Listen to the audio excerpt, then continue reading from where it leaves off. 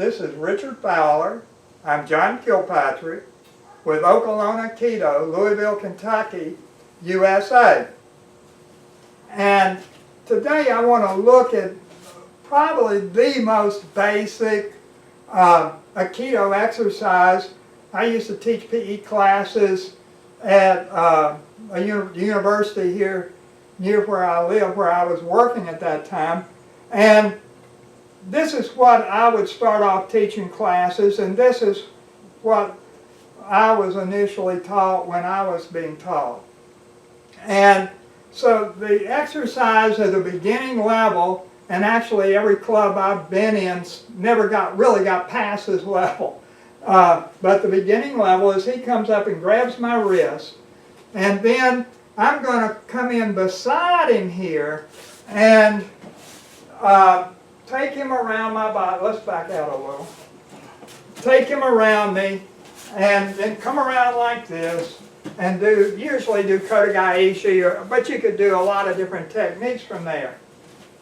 So the problem that we ran into, and I went to several different major dojos. I went to Chicago and visited different, like Akira Tohei's dojo and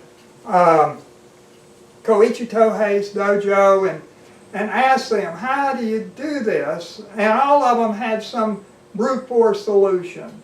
And when I practiced here, I was practicing with Japanese students from Tokyo, and they certainly had brute force solutions. So what happens here is he grabs, and I won't go into how this is done. If you've taken beginning classes, I think everybody does a good job of teaching this. But I'm coming here, and now he's holding me tight, and I'm supposed to pull him around me. But he resists. Well, this is very difficult to do. I mean, you know, it becomes a struggle of strength to try to pull him around you. My take on this at this point in my life is that you are always very soft and very gentle with your partner. And that's not because I think it's good to be wimpy, but it's because that's what works. If you try to put force on your partner, he starts fighting you, and now you're in a fight.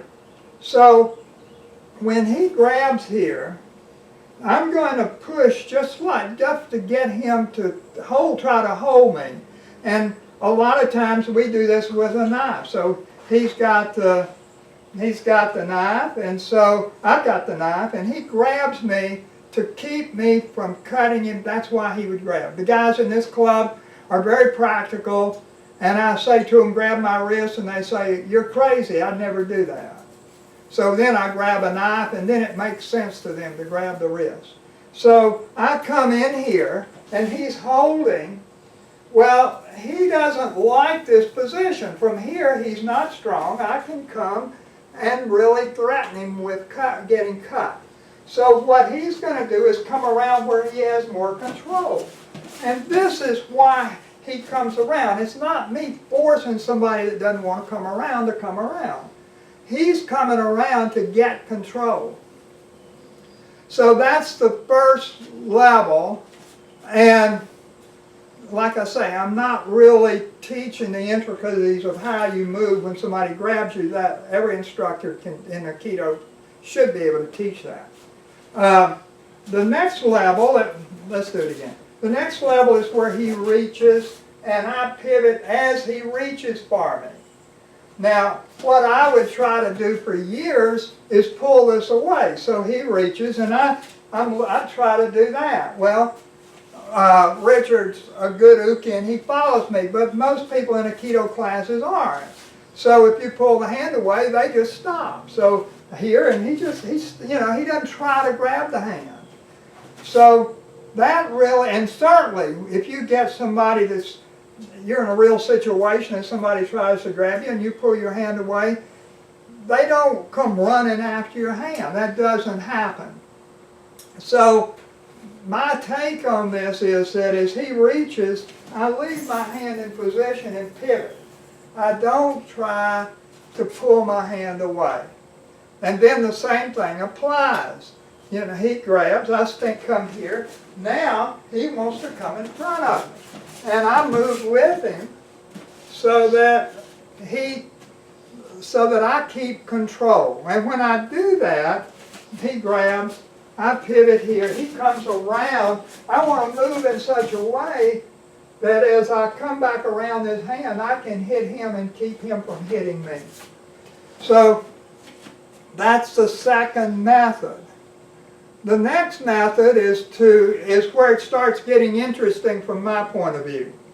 And that is, what's really interesting here is the bullfighting thing, where I have a cape, he's attacking me, I get him to attack the cape while I step out of the way. In this case, the cape is my knife.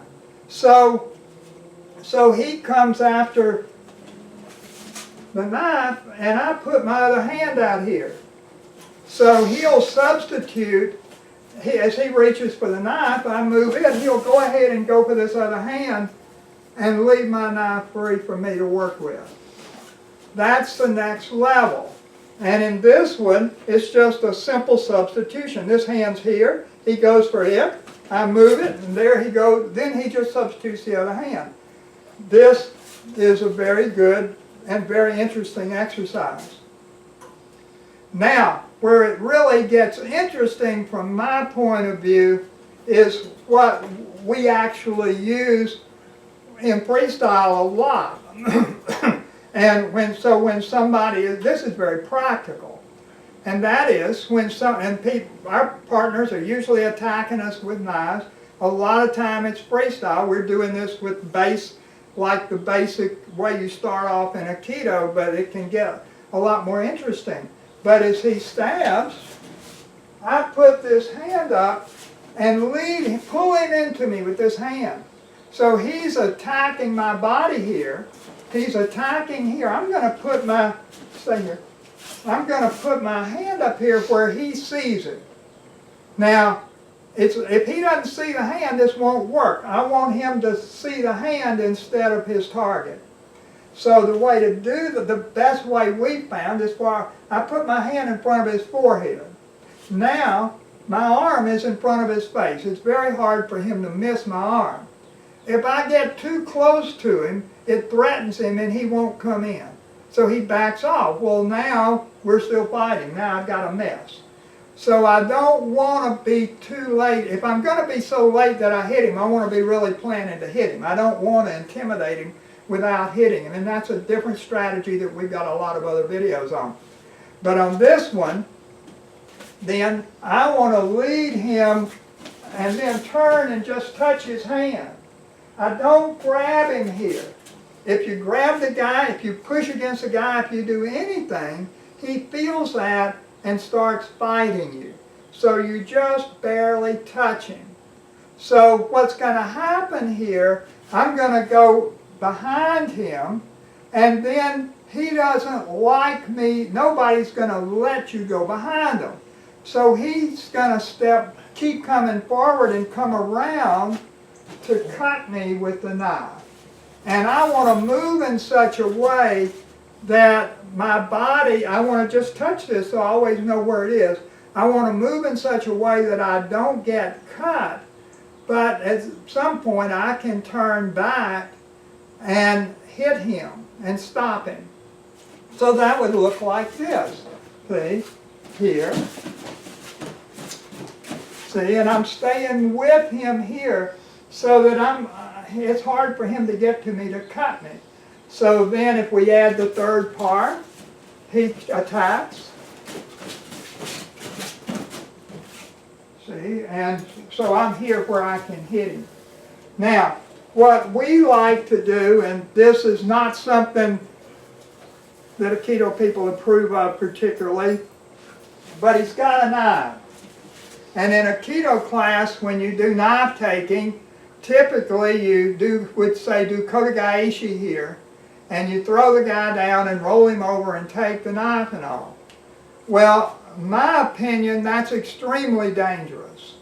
And I don't want to go into why it's so dangerous here, but it's I think very easy to counter.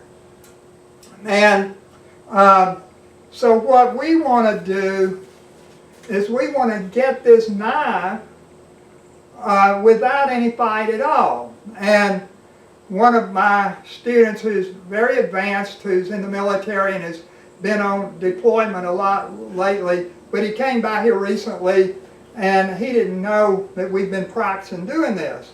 And I took the knife away from him and he didn't ever realize I'd taken it even until later. He never knew I had it. So the idea is that we practice with a knife, not like this when we're doing this, but it's a knife that actually has a handle and then a rubber blade on it. And I put my thumb here against the handle. And I'm just barely touching his hand. I'm not gripping it. He's trying to cut me. I'm not doing anything to him. If I'm trying to do something to him, if I try to bend his wrist or something, right then he's immediately fighting me. He's not going to let that happen. But what I'm going to do is just press on this very lightly, and his body never realizes it. It never reacts, and he just gives me the knife. So that would look something like this. So he's coming, and the knife, he doesn't ever feel it leave his hand. I've hit him with it, and he thinks I just hit him with my hand. He never realizes that I have this thing, I've taken this away from him. You know, obviously, if you're using something like this, you can do, if you stab people with a knife, you can do a lot of damage. If he's attacking you, if he's attacking you with a knife, he's attacking with lethal force. Legally, you're allowed to respond to that with lethal force. If you do something that's going to kill the guy, this looks really good to a prosecutor to prosecute you and try to send you to prison for the rest of your life. But let me point out, in Aikido, we don't think that breaking somebody's wrist or ripping their shoulder out or breaking their elbow or something is any big deal.